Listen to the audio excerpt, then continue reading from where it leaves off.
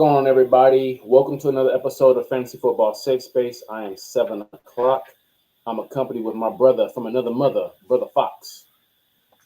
What it do, fam? I'm ready to drop these fantasy facts on y'all. Nice. And the king of the South, no longer the warden. Biggie, how are you? Hey, blessed and highly favored as always, man. Always blessed to talk to you cats, man. Let's get it. Week 1. Let's get it. Facts. It was a rough one. If you're new to Safe Space, this is a place where you come to cry, vent, and laugh all your fantasy pain away. Week 1 was horrible for your boy Seven. Mm, It was rough. It was rough. mm. But before we get into that, Brother Fox, how can the good folks take care of us? Hey, as always, y'all can give us that HBO special. If you don't know by now, the HBO special is the Help a Brother Out special. So help some brothers out. Hit that like button, subscribe. It truly, truly goes a long way. Yes, sir. Yes, sir. Yes, sir.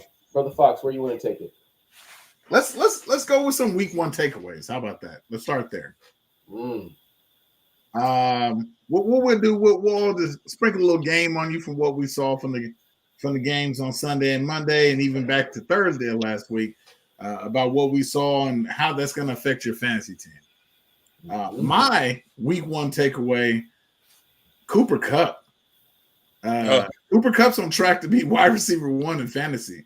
Obviously, he's not going to have these same weeks every week, but the man had 21 targets. Yes. Right. 21 targets and had 14 catches for 110 in a tub. 21. With Nakua being out 4+ weeks, this man might eat. No doubt.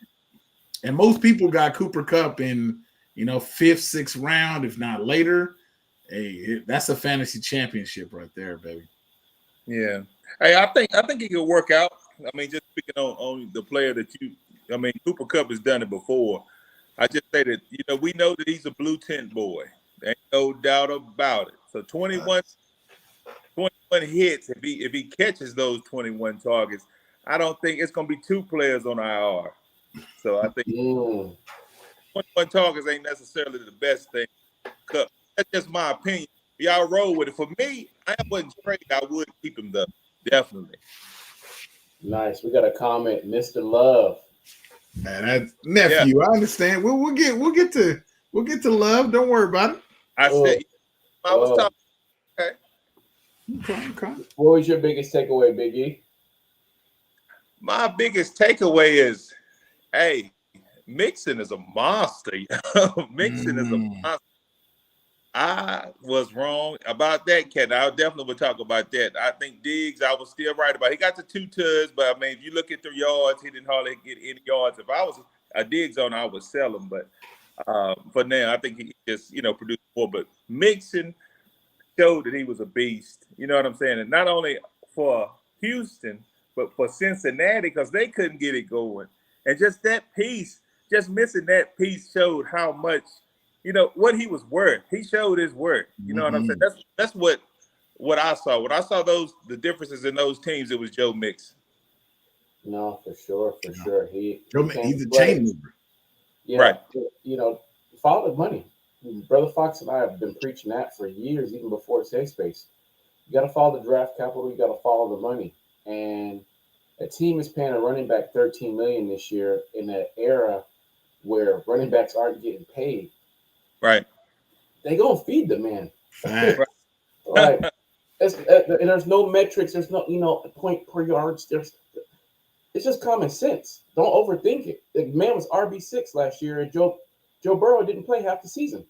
I don't think what you gonna do with Stroud, Diggs, Collins, Dale to keep the. Come on, man. For me, I don't think I'm overthinking it. I think that I'm more concerned with injury. You know what I'm saying? I'm just more concerned. I blue tent. We know he has. So, but I mean, the last few seasons he's been. I feel it. My biggest takeaway was probably I've always been, especially these last 2 or 3 years, been a big advocate of getting an elite tight end in the first 5 rounds. Right. Tight ends was a whole disappointment as a group across the board. I think of the big 5, I think Kelsey might have had the most points at 6.6. I think he had 3 receptions for 33 yards, maybe 6.3. Yeah. But what's my man from Baltimore? Likely. Yeah. No, I'm talking about Andrews. Oh, I'm talking about the top-rated guys. 3.9 points. McBride, Kincaid. Cade. It was rough. Hopefully that was just an off week. As a Mahomes, Kelsey stack owner in all 3 of my leagues, I knew week 1 was going to be rough for me because they played against Baltimore, and I knew what Kelsey did to Baltimore during the AFC Championship, that they weren't going to allow that. So going in, but I didn't think he was going to have 3 receptions either. I calculated for a rough matchup. Harbaugh's a great coach. He had the whole offseason to prepare to not get beat the way he got beat last time. True. I didn't see 3 receptions for Kelsey coming. Kelsey dropped the pass though on the 11-yard line. That if he caught it, he probably scores. And he hit him right in the hand. So yeah, right. I think. We got one. Well, my bad. Hello, friends. Can I cry? Look, my bad. Can I cry about the entire Bear squad? It's rough. Y'all entire team is blue. Now, Amber, you can't complain about the entire team because the defense and the special teams, hey, they came to play.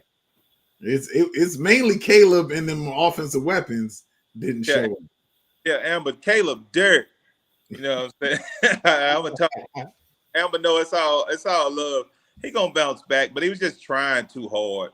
Yeah, he's overthinking it. Yeah, so he's gonna be fine. Don't cry too much. Y'all gonna be winning. Y'all won. Yeah. And I see that says something when your quarterback can throw for 93 yards and throw less than 50%, and I think they only converted 2 or 3 third downs all game, and you still win the football game. Like that's nasty work. Yeah, it's nasty. Help. I will not accept a dub like that. Defense doesn't help in redraft. For real. True. Hey, Wait, one more takeaway. I want to drop one more gem from week 1 from takeaways. Devon Achane. Like, I completely underestimated Achane coming in. Now, as a running back, I didn't like it. I didn't like him at all as a running back. He got hurt. What are you talking about? He caught 7 passes, though. And now he hurt. He a PPR monster, though. You can buy low. Get him. He already hurt. It's week 1. He already hurt. The little boy already hurt. He stayed hurt. He was hurt in college. He was hurt last year. We knew he had talent, and we knew he was going to be hurt. True. I get that. Hey, he got Tyreek speed. Now, a little bit less. Tyreek got a different speed. But I'm like close to it. And he stay hurt. He in the blue tent as we speak. Making renovations. He magna cum laude at the blue tent, but hey, if he could put up them points before going in, hey, he questionable for Thursday. He ain't gonna play Thursday. We all know that. But I still like him. The long term, hey, someone's gonna sell him because he's blue tent. Look, let's talk about. We're gonna Pitt. Pitt's got 1 touchdown. I see Amber talking. Go ahead. On a blown coverage. On super blown coverage. Get out of here, Amber. Don't you start with Pitt. Let's talk about Javonte Williams. Let's talk about him. I said, I'm gonna get on y'all about Javonte. He was complete trash. You know what I'm saying? About the Pitt's hate though. I only drafted in 1 league. It wasn't that bad. Hey, outside of that blown touchdown coverage. Yeah, there wasn't a whole lot. He did a whole lot of nothing outside that 1 catch. Exactly. Everyone was talking all this about Kirk Cousins and how he was going to do this. Didn't the man have an Achilles injury? Was it Achilles, Bro Fox? It was Achilles. Come on, man. Did y'all see? Did you see the play on YouTube when they were showing he didn't even plant on the Achilles foot and threw it straight into the ground? He's hurt. And they hyped who else? Where all the London preachers have him going in the top 15, top 16. Quiet. No, Drake. It really was a hurt piece for wide receivers, man. Yeah. Oh, it was. Brown, The quarterbacks were rough. St. Brown killed me. Oh my gosh. But see, Brown. St. Brown was seeing double coverage almost every play. And so Jameson was eating because of that, He was able to take the top off the defense. And Laporta was seeing that linebacker coverage at the line of scrimmage too. So it is, it's nothing changes faster than the NFL defense. When they realize you got talent, they will adjust to it.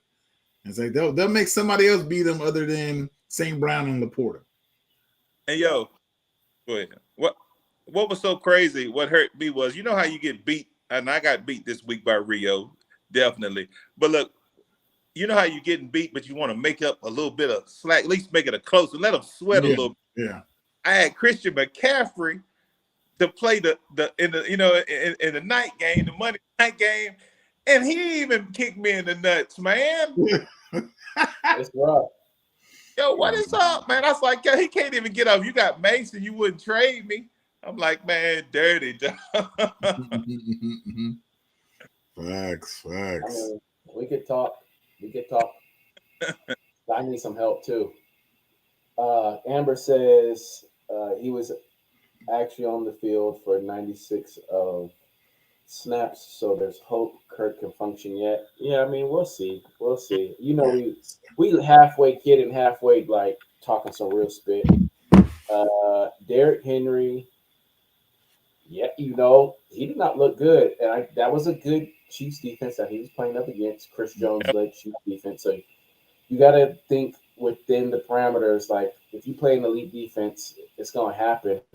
But 40 yards and a biscuit. And Pacheco, same thing, about 40 yards and a biscuit. It wasn't a pretty showing for either running back, and they salvaged their days with touchdowns, but they also played against elite defenses, and that's just part of the game, to be honest with you. So I follow the real coach JB, who is from Last Chance U, season 1 and season 2, when the coach was cussing out all the players. And he had a really good breakdown of why he thinks that Derrick Henry and Lamar Jackson will not work. And it's because their styles of play. Lamar is used to taking 90% of his snaps from the shotgun. And Derrick Henry is not a side-to-side player. He's a north and south guy. He wants to make one cut and go. He wants to be at an I formation. He needs a fullback, somebody leading him into the hole. Now, with the quarterback like Lamar who wants to take out the shotgun, he's going to have to go. It's either one of them is either going to have to make a big sacrifice, because Lamar is not going to be able to run like he normally can if he has to quarterback from under center. Because he has to turn his back to make a run and make a play, and that's not his game. And it's the same way for Derrick Henry. He broke it down and said, hey, look, whoever decided to bring Derrick Henry there, that's just a bad move. He's like, Derrick's not going to be successful in that offense unless you give him, 15 to 20 carries going downhill. He wears you down, so in the fourth quarter, he could break that long run. And it's like, if he has to run side to side, he's going to get tackled a lot in the backfield like they saw on Thursday. For sure. He's not a shifty running back. Not at all. Where you want to take it next, Brother Fox? All right, Let's talk about the waiver wire before we talk about who hurt us. Well, Big E, what you got on the waiver wire? Oh, man. I mean, well, the usual. I think Dobbins going to be in there. For people who didn't get Mason, you know what I'm saying, which he probably was picked up in a lot of leagues. But that's kind of like the top ones that I'm seeing. Pierce for Colts, because he got the touchdown from Richardson. He had two 50-yard catches. Right. And it's like Mitchell, Adonai Mitchell, he had 2 that got overthrown. Yeah. Sometimes that just it won't be less than 50%, passing. But with the ones he got bombs. He got 200 some yards on 9 completions, man. That's crazy. Mm-hmm. So it's like, I mean, that's crazy. Plus he's rushing. So I just think those are the main waiver wire picks. I mean, likely, of course. People gonna pick likely. Yeah. Probably one. Yeah, I couldn't agree more. I agree with everything Big E said. Those are going to be the heavy hitters this week. I'm pretty sure the majority of fantasy, where you get your fantasy info, is going to say the exact same thing. I feel like Isaiah Likely and J.K. Dobbins will be the number one pickups this weekend, or tonight, I guess you could say, because most people waivers clear tomorrow. So good luck. Hopefully you had a pick in the end of the draft. Otherwise, you ain't getting them. Right. Let me ask you, fellas, a question. Do you use your waiver wire? You know, where you at in the waiver wire? Do you use it or do you wait? That's what I feel like the cream crop player waiver wire. But most of the time, You're cutting out there, Biggie. I can't hear you, brother. oh, sorry. I was just talking about waiver wire. Now, can you hear me? Yeah, Big E. To answer your question, I don't believe you use it personally. There's not a player on the waiver wire right now that makes your team immediately better. So you either you pick up McLaughlin, you pick up Likely, you're in it, and then what? He sits on your bench, and you hope that he goes off again. Now with Tank Bigsby, I like him, but it's not like Travis Etienne got hurt. He just got some love. He got the same amount of love. I think they both had 12 touches, 12 carries, right? He was more productive. But Etienne did not go down. Therefore, he is not the definitive starter. Why would you waste it? Next week, there's going to be a whole nother backup. It might be Antonio Gibson, and Ramondre Stevenson might actually go down and see multiple games missed. Now that's someone worth picking up. You either go with one of these guys who had the hot hand for 1 week, or you stay disciplined, you stay patient, and you climb the waiver wire so you can get who you want when there is a difference maker. Right. Yeah, could not agree more. That's right. Now, I do feel like of the available players this week, I do feel like the only person long term you could see something Likely has a lot of production last year as well. And it does seem like that 12 personnel is going to be pretty common. I think I saw something that said they ran 61% of their plays out of 12-man personnel with Baltimore. So Likely is going to be on the field quite a bit. So he might be worth it, but again, he's going to go first in most waiver wires. So unless you got the 11th or 12th pick, I wouldn't even try it. Yeah, I mean, even then, you see how the Chiefs bracketed Andrews? Like, that's not going to happen every time. Like, it happens. Not to say that Likely isn't a dog, because we did see him when given the opportunity, but he probably won't have as productive game as he had Thursday night for the rest of the season. He'll probably have some solid games. He might even catch 5 or 6 touchdowns on the season, but he's not going to have 100-yard to almost 2 touchdown night. Like, I don't see it happening. Not with Mark Andrews healthy. Nephew said, I still don't understand how the league let the Chiefs get Worthy. Yeah, that's the Bills. That's not the league. That's the Bills. Yeah, they let him get Pat, and they let him get Worthy. For being honest, Rice. Yeah. I think Rice was the best wide receiver though. And who gave it to him first? Which show gave it to him first that said Rice wasn't going to get suspended? We did. We said it almost 3-4 weeks ahead of everybody else. Mm-hmm. I'm gonna give y'all flowers. I'm gonna give y'all flowers, bro. You crazy? It's all good.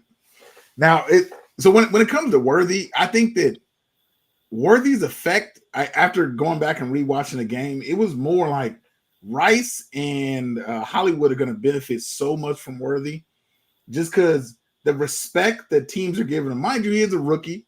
Generally, most rookies don't get that kind of respect, especially deep. They were sending bracket coverage to Worthy's side every play.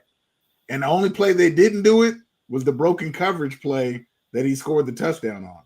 And so it makes you think, like, if you don't put that bracket coverage on Worthy's side, they're going to keep – it's going to be a track show. They're just going to send them deep every play. regardless if he gets the ball or not, it's like, are you going to risk the chance that Pat sees it and and you're doing single high safety and now you just let 7 points score, So it's going to be interesting. He's getting early second year Tyreek respect already in week one of a rookie season, which is crazy. Facts. Yeah, I think Rice is, like I said, he the alpha dog. He the one that makes it go. So I think Worthy got 2 good touchdowns, but I'm not going to crown him yet. I'm going to say he's fast. I'm going to say that he's way better than Miko and all the other guys that came in. But understand, I think that Hollywood will cut into his production, not Rice's. I agree. I think so. The Kansas City, when it comes to Pat, he spreads around the ball pretty well. I think Hollywood's gonna cut more into some of the Juju's plays and receptions, as well as some other players. I don't think it's necessarily going to affect Hollywood as much as people think. But Rashee Rice is the de facto one, and that right. He's nice. You can just see. Mm-hmm. Amber says we know Patty is going to move the ball to whoever. That's true. I mean, look, they beat the San Francisco 49ers. Who caught that final touchdown? Was that Hartman? That was Hartman, yeah. It don't matter. Whoever's open is going to get the rock. And who's the other tight end? He was catching them too. Greg, yeah. Right? Noah Gregg. Yeah. He's serviceable. I mean, I wouldn't pick him up, but in reality, in real football terms, he a strong number 2. Right. He blocks well, so he gets the rock, Mm-hmm. Ooh, that needs to be a shirt. Block to get the rock. It's actually a saying for the Niners, which is why I'm like, you got to block to get the rock is the Niners saying. So it's just like, She said, Dynasty Stash. Hey, you never know. Who we got coming up Thursday night? Miami and Buffalo? Miami and Buffalo. I think so. Yeah. Actually, no, I think is it the Jets? Jets play Monday night. They wouldn't throw it on a Thursday. Okay, you're right. Let's see. Right. I think it's a division game with Buffalo. That's going to be exciting. You got a lot of fantasy players, Allen and Cook and Kincaid, and then you got Waddle Hill. Yeah, you're right. It's Buffalo and Miami on Thursday. Mm-hmm. A plethora of Miami running backs. Sprinkle me. Hey, should be a good week. Should be some good weeks all around. Oh, we got one. What we got? Ooh, all purpose 1,200. All purpose. I think he'll flirt with it. Maybe if he returns some kicks. That's too much. Fox killed me, man. God, maybe, man. He ain't not getting that. If he returns kicks, Negro, listen. That's returning kicks, not all.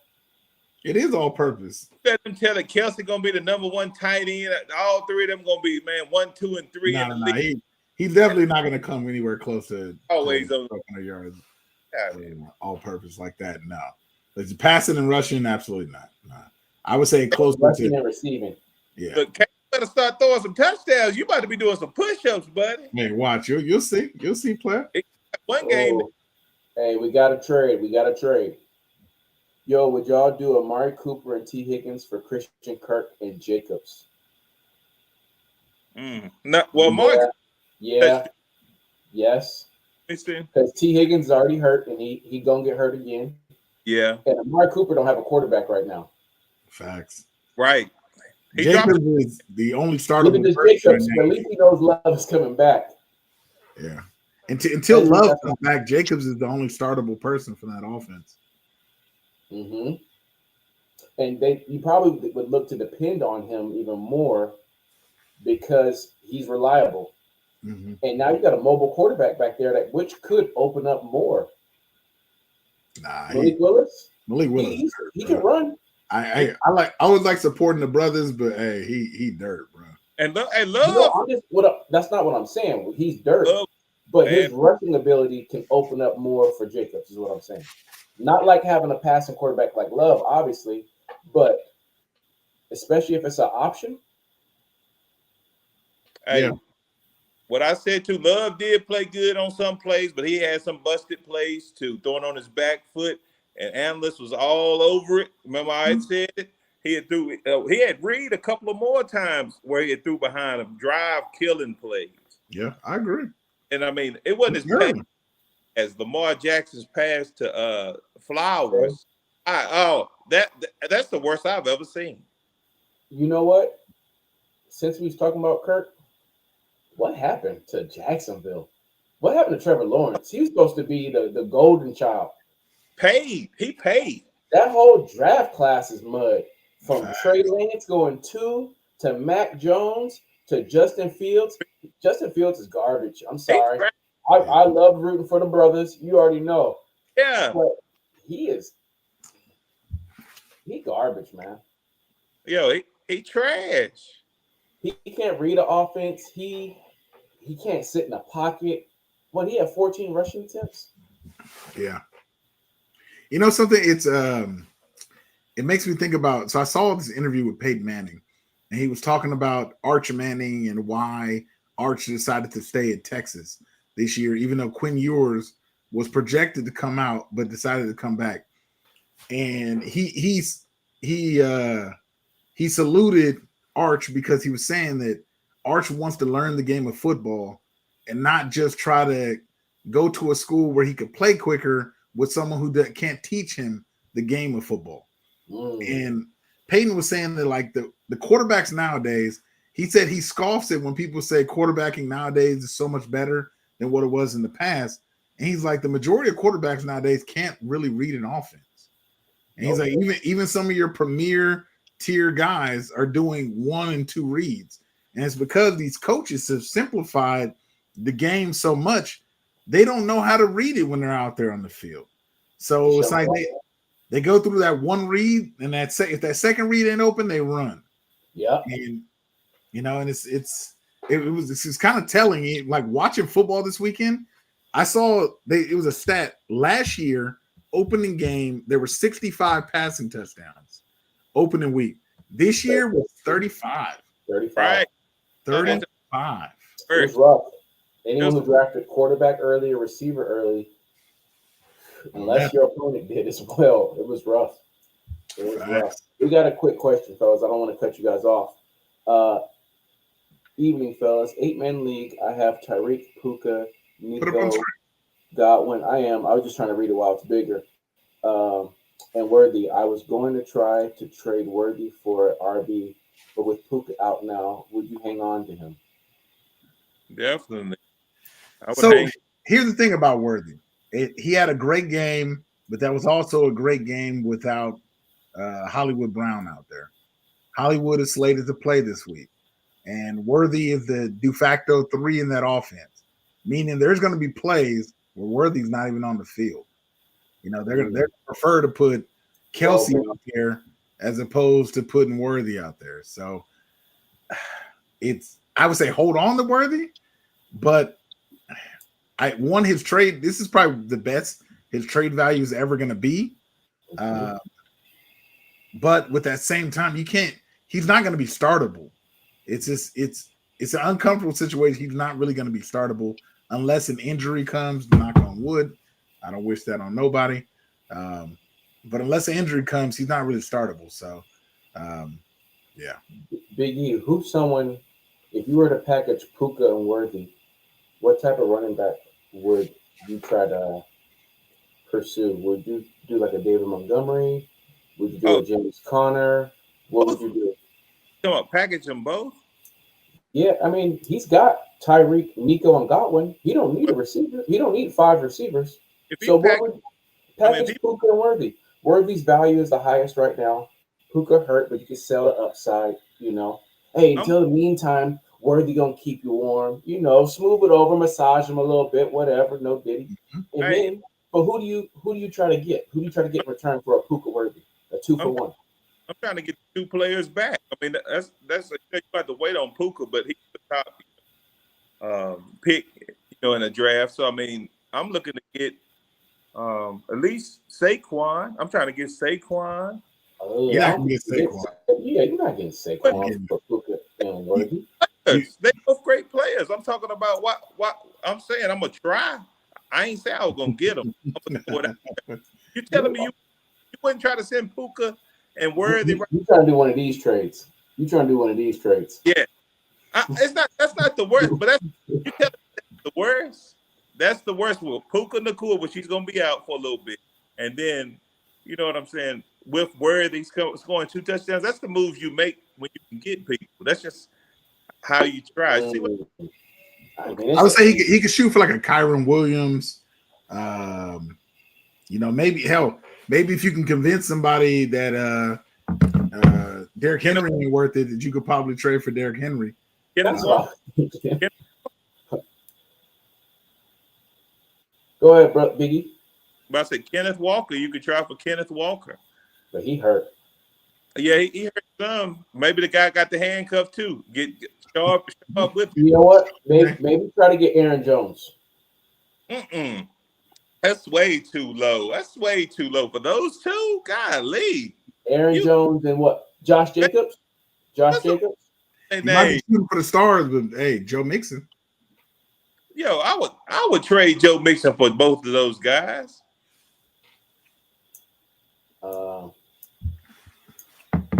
Yeah, that's a tough one. Maybe you go Puka for Aaron Jones. That still feels low. You got to do something else to return. When Puka returns, that's rough. Yeah, even though he wasn't really eating, but he's not healthy. And that's the thing, he's not healthy. You want to get him off your roster. Yeah, but who's the 4th round, 3rd round running back that he could target? Maybe you do Swift and Jones for Worthy and Puka. Maybe a Rashad White and Isaiah Pacheco. There you go. James Cook. Yeah. Something like that. James Cook and Jerome Ford for Puka and Worthy. Enrique, what's up, Dope? Then we got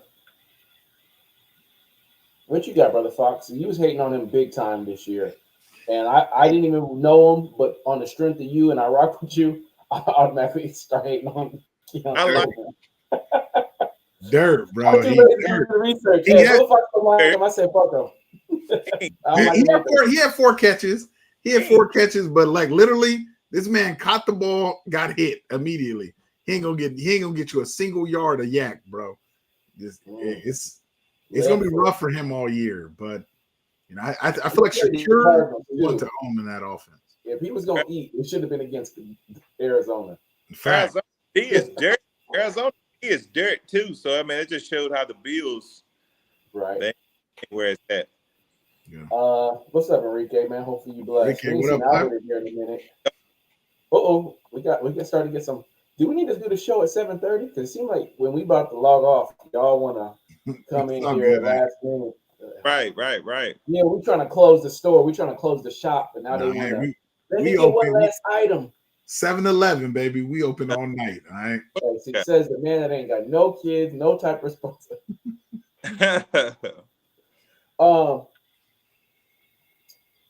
Top of the evening, fellas. Bucky, Tank, Jay Hill, or Lloyd as a replacement for CMC. Oh, no. You got to go with Hill. There's no replacement for CMC. Yeah, there is no replacement. But give us a little bit more detail. Give us your roster. Give us the full. Give us some transparency. Give us your full roster. At least the running backs, bare minimum. Bucky Irving only had. Bucky had an okay game just because they were blowing the other team out. The Buccaneers were blowing them out. Bucky played for. Oh no, never mind. Buccaneers. Right. Yeah. Justice Hill gets. He's the 3rd down back, and it seems like he's a favorite of Lamar Jackson with those little flat routes on the outside. So yeah, I definitely would go with him. Pittman went off. That's fast. Let me see. What did Pittman do? I don't think he went off. I think he did. Playing about. I didn't. Nah. Hey, I don't think he had 100 yards. Pierce went off. Yeah, Pierce is the one that went off. I think he was playing. 4 catches for 31 yards. Get out of here, bro. Get out of here, Rico. Oh, that's why he said went off. LOL. Yeah, hey, fuck Pittman, bro. All right, before we do this roster breakdown, let's get to this one real quick. What do y'all think about Josh Jacobs? I mean, you drafted him in the third. You got to stick with him. Yeah, I feel like he's the only startable player right now from the Packers while Love is out. Once Love comes back, then you got Jaden Reed. But yeah, in the meantime, he's going to be shouldering the load, and it's like you can only hope and pray because his carries are going to go up. So you can only hope and pray that he'll get some production. Yeah. Hey, I would draft Marshawn Lloyd because if they work him, he might go down because he has not played a full season in his NFL career. All right, so this is the gentleman who lost CMC. Ooh, 14 team. Ooh. Oh my gosh. They're going to have to keep him. He got Allen, London, Godwin, Kirk, Dobbs. Oof. All right. CMC, Aaron Jones, Chubb, Blake Corn. Oh, so you need a running back. Bad. And then who is he asking us between? He was trying to trade. Well, he said not Puka, but he was trying to trade. He's talking about waiver wire, I think. Wasn't he? He's talking about Bucky Irving and Justin Hill. That okay, my bad. I would definitely pick up Justice Hill. Yeah.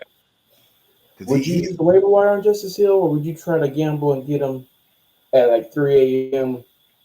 I try to gamble it. I wouldn't use my waiver wire. After the waiver. Yeah. That's what I'd be doing. I like to climb the waiver to get who I really, really want to get. I'm 40. I'm a man. I'm 40. I would wake up at least 2 times to use the restroom in the middle of the night. I'm going to check the waiver wire, see who got who, pick up who I need to pick up, and then take my ass back to sleep. Damn, that's a blue 10 lineup. Give him some help, Brother Fox.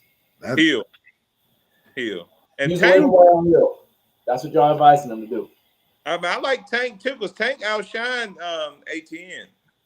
I prioritize Tank over Hill. I think so. Yeah. Okay. I think Tank. 12 touches, 12 carries. I don't even see if he got any. He probably got some work in the past game. Jacksonville just seemed like broken, man. Right. They had that first good year with Doug Peterson and Trevor Lawrence, and it's just been like two first-round picks, bust for now. Yeah. We'll see. We'll see what happens. It just does not look good for them. I get Tank Bigsby had a good game. He had a really good game, but it's just I don't know. I don't know if you're really going to see that much of a load share between Travis Etienne and Tank. Yeah, I feel it might have been a one-off. The 2. Because wasn't Jacksonville up like 17-3? I feel like they took their foot off the gas, and then Miami slowly climbed back and won that football game. So, yeah, I mean, Etienne fumbled on the 2-yard line on the 1. True. I mean, I don't know, because now, Hill got the receptions only because they was how many times Baltimore going to be playing from behind? They're not going to play Kansas City every week. Touche. They're a pretty decent team, even though they struggled, and it's week 1. I still lean Tank over Hill. I just don't know how I would put a claim in for it. What's your priority number?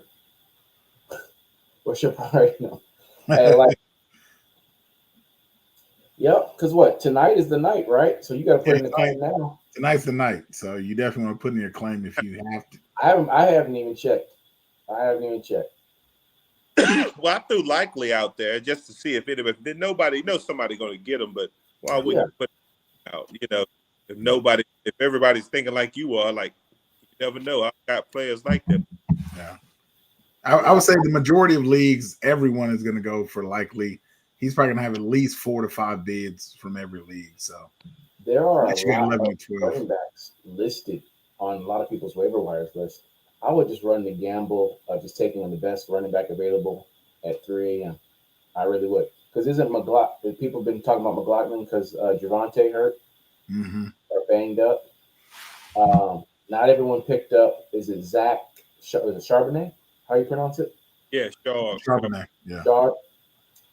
I don't know. There's not a definitive, like, it's different if Travis goes down. Tank is easily that guy. It's a no-brainer. But we're not there yet.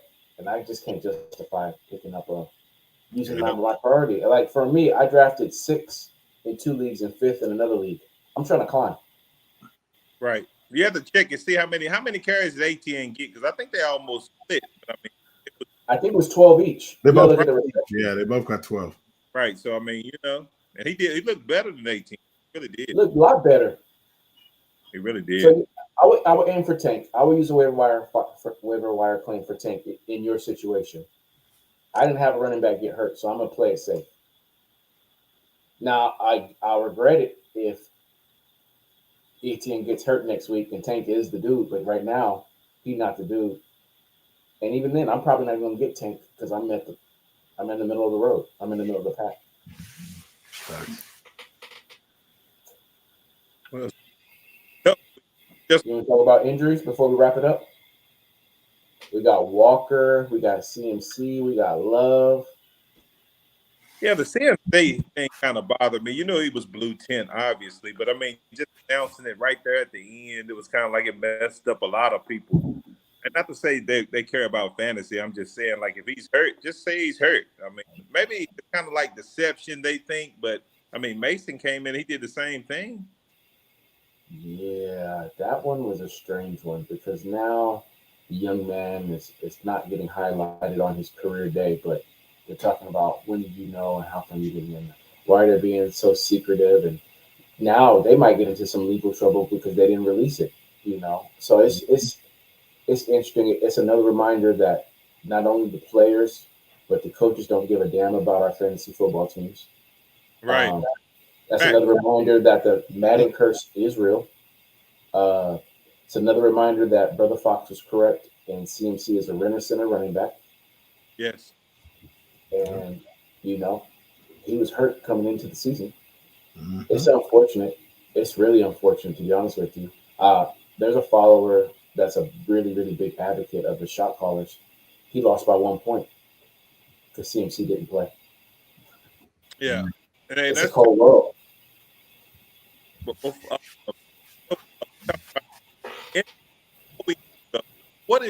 was the thought of Jerry Jones signing back to the biggest contract in NFL history? Basically, when he's acting like he's supposed to like he's bargaining to get lower or something, and train an hour before.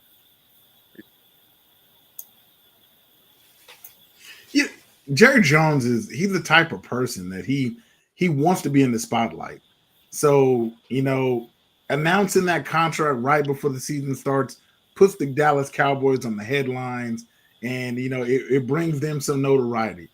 Plus, if Dak started the season, Dak was going to be a cap hit this year of like over $60 million if he was on his current contract. They should have done this 3 months ago. Then they would have had money to actually help out that team and fortify that offensive line and everything like that. But it's the Dallas Cowboys have notoriously always, and this goes back to even Emmitt Smith days, like they've always notoriously paid their players late. They'd rather pay you like on the back end of your contract. They don't want to pay you anything up front. And so they end up with these backloaded huge contracts at the end like Dak's. And they always have to restructure or figure something out. It's just who they are as a team. Yeah, I ain't think nothing of it. Jerry being Jerry, Cowboys gonna be the Cowboys. They don't go home in the first 2 rounds, and that's just what it is. What up, Jay? Hopefully you're doing well, man. Hopefully you're being blessed. I know, much like Big E, you're on the East Coast time, so we really, really appreciate you rocking with us and being awake at this time. Facts. Many blessings to you and Miss Plug. The Dak one, it was interesting because they're paying him on future TV contract deals that we know are coming but aren't here. That was the interesting part because Jordan Love got $50 million, right? 55. I thought he got 50. No, 55, brother. So he got 55. So Dak just skipped to 60. We gonna skip 56, 57. Like maybe goes 58, but they just did 60. And the contracts aren't here yet. The TV money isn't here. We know it's coming. These quarterback numbers are getting outrageous. I mean, so it's like what number now that Dak has 60 million, what number does Purdy get next year? Like if Tua's making 55, right, and so is Love, neither one of them have had anywhere close to the playoff success that Brock Purdy has had. What do you pay Brock Purdy? 55. If they pay him 55, they're gonna have to start from the bottom and start gutting the team, because they're already paying Nick Bosa a shit ton. Kittle's the highest paid tight end still. Like it's crazy from Williams to Ayuk. They're all making top tier money. They got the highest paid fullback and running back, and tight end. Right. Yeah. And what, number 3, number 4 left tackle? Yeah. They legit, I hate to say this, but they legit have a 2-year window. They have this year. Actually, no, hell, this might be it. I didn't even say 2. This might be it. Yeah. This it. This it. Yeah. This it. Sanders might be going to the Cowboys. Nah. Not after that contract. They didn't pay Dak. Yeah, not after that contract. Too much dead money. They gotta be in the bottom. The Cowboys don't suck. They just can't get it done when it matters. I think they liked Shador. I think they liked him, but I think that when he messed up with Nebraska, maybe that made him say, "Let's go ahead and pay Dak the next day, an hour before the game." I personally, I don't like. I'm starting to dislike Colorado. I really don't like the arrogance stuff I'm hearing, the arrogance that I'm hearing, and then like Shador got interviewed the other day, and they were talking to him about the game, and his exact response was, "How much did Dylan Raiola get hit?" He's like, "How many times did he have guys in his face?" Like, bro, you're the fucking team leader, bro. Right. You have those conversations in private. You cuss them motherfuckers out in private. Then you go in front of the media and say, "Hey, my guys are working hard. We're getting better every day." You don't fucking throw somebody under the bus like that.